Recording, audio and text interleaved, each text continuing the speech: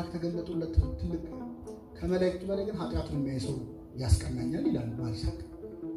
ሙት ከሚያስነሳ ይልቅ በኃጢአት የሞተች ሰውነቱን ማየት የቻለ ሰው ሰዎችን መክሮ ከሚያስተምር ሰው ይልቅ አሁን ቆሞ የሚናገር የሚሰብክ የሚያስተምር ሰው በጣም አገለገለ ተብሎ ሊመስለው ይችላል ሰው። ማሪሳቅ ግን ምን ይላል? ቆመህ ሰው ሰብስበህ ከምታስተምር ነፍስና ስጋህን አስቀምጣቸውና ምከራቸው። ማን አስታርቃቸው። እነሱ እኔ ሰው አስታርቃለሁ አትበል።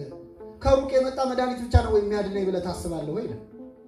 ሌላውን እጄ ካልነገርኩ አይድንም ብለህ ራስህን አድን። ሰብስበህ ሰውነትን፣ ሕዋሳትን፣ ፈቃድህን ካስገዛ እሱ ነው ጉባኤ ይላል። በጣም አባቶቻችን እንግዲህ ይደንቃሉ። ሙት ከሚያስነሳ ይልቅ ተአምር ብለው ወስዱ። ቅዱስ ዮሐንስ አፈወርቅ ደግሞ አይን ከሚያበራ ሰው በላይ እኔ ተአምር ሰራም ብለው መጽሐፍ ቅዱስ እንዲያነብ ማድረግ የቻለ ሰው ነው። አንደዚህ ውሃን ወይን አረገ ክርስቶስ ብለህ ተአምር ነው ብለህ ታደንቃለህ። ውሃ የሚለውን ህይወትህን ወደ ወይን ከቀየርከው ግን አንተ ራስህ ተአምር ሰራ ማለት ነው። ስለዚህ ድካምን ማወቅ እጅግ በጣም ትልቅ ቦታ ይሰጠዋል። እኛ የራሳችንን ድክመት አናይም፣ የሰዎች ድክመት ግን በጣም እናያለን። ሰዎች ስለ ራሴ እኔ ይሄ ችግር አለብኝ አይሉ። ንስሐ አባትም ጋር ሄዶ ማይላል ኢጎ እንግዲህ አሁን በጣም በራስ የመተማመን ዘመን ስለሆነ ክብሩን ጠብቆ ቢናዘዝ አይጠላም ሰው አይመስላችሁም? እኔ ቦታውን አልነግራችሁም ወይም ሀገሩም አልነግራችሁም መናገር ስለሚሆን አንድ ቦታ አንድ ሰው ሲናዘዝ መናዘዙም እንዳይቀር ክብሩም እንዳይቀር ማለት ነው። እና ለአንድ አባት በጣም ያስጨንቃቸዋል። ባወጣው ባወረድኩ ይፍቱኝ ይላል እየመጣ ምን ባረኩ እና ከሀገር ውጭ ነው አጋጣሚ ለጉባኤ ነው እዛ ሄድኩና ሲደጋገምባቸው ጨነቀኝ ብለው አንድን ሰው አናገሩ። እቃ አውራጅ ነው ምንድን ነው እያሰቡ ባወጣው ባወረድኩ እንግዲህ ባወጣው ባወረድኩ ማለት ከበደልኩም በምን አይነት መበደለው ነው በሐሳቤ ከዚህ በላይ አታታለ እና አንዳንዴ አሁን የሰው ነው ለምሳሌ ስላረኩት ነው እንጂ አንዳንዴ ክብራችንን ጠብቀን ሰው የተናዘዘም እኮ ይተናነቀዋል። ያው ሰው እንደሚያደርገው ሰው ነኝና ከበላ ከጠጣ ያለ ኤክስኪውዝ ማለት ነው። ይሄ እንትንን ማጽደቅ ኃጢአትን ማጽደቅ ማለት ነው። ራሽናላይዝ ማድረግ ያው ያለ ነው ዘመኑን ያውቁታል ይላል እና ራስን ማወቅ በጣም የሌላውን ድክመት እንደው በእውነት እችን ጥቅስ ያዙ። የራሳችሁን ጉዳይ በሉ እስኪ ብቻ እንድትጠነቅቁ እንለምናችኋለን። ቅዱስ ጳውሎስ ነው ያለው። የማንን ጉዳይ ብቻ? ስለሌላው አይመለከታችሁም ነው ያለው ቅዱስ ጳውሎስ። በሰው ጉዳይ ብቻ በቃ ሲያወራ ምን ይመስላል? እንደዚህ ማድረግ ነበረበት። እኔ ለእንትኑ እያለ ለእግዚአብሔር ለእውነቱ እያለ ማለት ነው። ይሄ ግን መጽሐፍ ቅዱስ የሚለው የማንን ጉዳይ? በሌላ ስፍራ ደግሞ ጠቢቡ ምን አለ? የጠቢብ አይኖች በራሱ ላይ ናቸው። ጠቢብ ሰው የሚያየው ማንን ብቻ ነው? ራሳችንን ለማየት ያብቃል። ሌላ ሰው ማየት ነገር እኮ እንደዚህ መደረግ ነበረበት እንዲህ መደረግ ነበረበት ብሎ ስለሌላው በማውራት የሚገኝ ዋጋም ጸጋም የለም። ቅዱሳኑን አይተናቸዋል።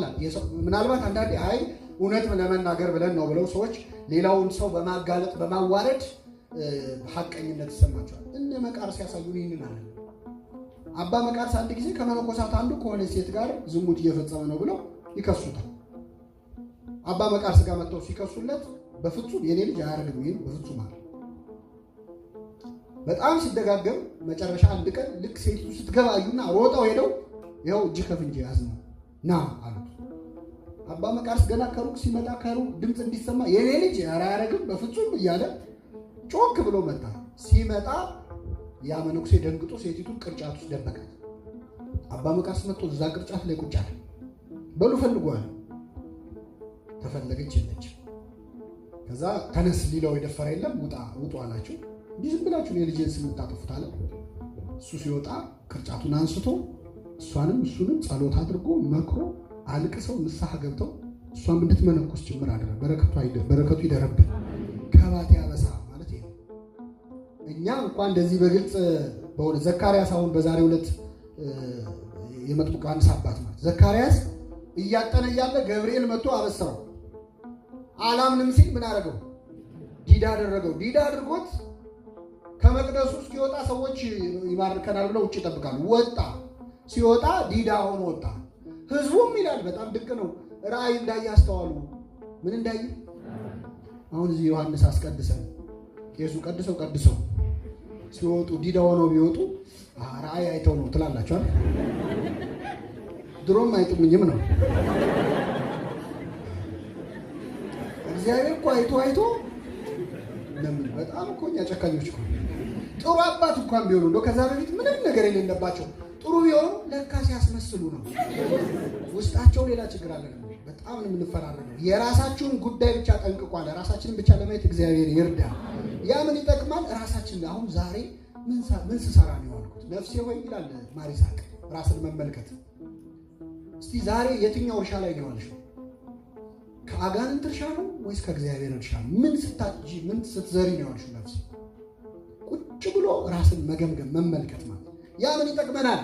ሌላውን ላለመውቀስና ራስን ለመውቀስ ይረዳል። እኔ ሆን ችግሩ ታስታውሳላችሁ? ጌታ ሊሰቀል አንድ ቀን ሲቀረው ተሰብስበው ጠየቁት ሐዋርያት ተሰልፈው፣ ጌታ ሆይ አሳልፌ የምሰጠህ እኔ እሆንን አሉ። ይሁዳም ብሏል። በነገራችን ብር ተቀብሎ መቶ እኮ ማለት 30 ብር የሚለው ጨርሷል። የአፈጻጸም ጉዳይ ነው እንጂ በዚህ ሰዓት እንገናኝ እሰጣለሁ ጨርሶ አይኑን በጨው አጥቦ እኔ እሆንን አለ። አታፍርም አላለው። ሰንጥቃ መሬት ተሰንጥቃ እንድትውጠው ማድረግ ይችላል አይችልም? አንተ አልክ አንተ ትላለህ። እኔ እሆንን ዮሐንስ ብቻ ነው እኔ እሆንን ያላለው። በነገራችን ለምን ያውቀዋል? ለጌታ ያለውን ፍቅር ማን ነው የሚሰጥ አሳልፈዋል። ትዕቢት ይዞት አይደለም ፍቅሩን ስለሚያውቀው። እና በሀገራችንም በቤተክርስቲያናችን የሆነ ችግር ሲፈጠር እኔ እሆንን ማለት አያስፈልግም? ያስፈልጋል። ችግሩ ቆይ ግን ከመንግስት ነው ከቤተ ክህነት ነው ከማለት እገሌ ነው እገሊት ናት ከማለት እኔ እሆንን ማለት ቅዱሳን እንደዚህ ናቸው። ጻድቁ አባታችን አቡነ ገብረ መንፈስ ቅዱስ በሚጸልዩ ሰዓት መጽሐፍ ይዘው መጽሐፉን ዝናብ እንዳይነካባቸው እግዚአብሔር ልክ እንደ ጌዲዮን ጸምር ማለት ነው ሌላው ቦታ እየዘነበ እሳቸው ጋር እንዳይዘንብ አረገላቸው። እኛ ብንሆን ሰው አስጠርተው ተመልከቱ ነው የምንለው አይደል? ይኸው እዚህ ጋር ይዘንብ። እሳቸው ምን ብለው አለቀሱ? በኃጢአቴ እችን መሬት ውሃ አስከልከልኳታል። አባቶቻችን ቅድስና ላይ ደርሰው እንኳን የሚታያቸው መልካም ነገር እንኳን ቢደረግላቸው እኔ የኔ ድክመት ይሆን በደል ይሆን ነው በረከታቸውን ያሳድርብን። ስለዚህ እኔ የሆነን አሁን ማለት በእያንዳንዱ ህይወታችን እንደነ ጻድቁ ዝናብ ለኛ ሳይዘንብ ቀርቶ ይገጥመናል ማለት ላይሆን ይችላል።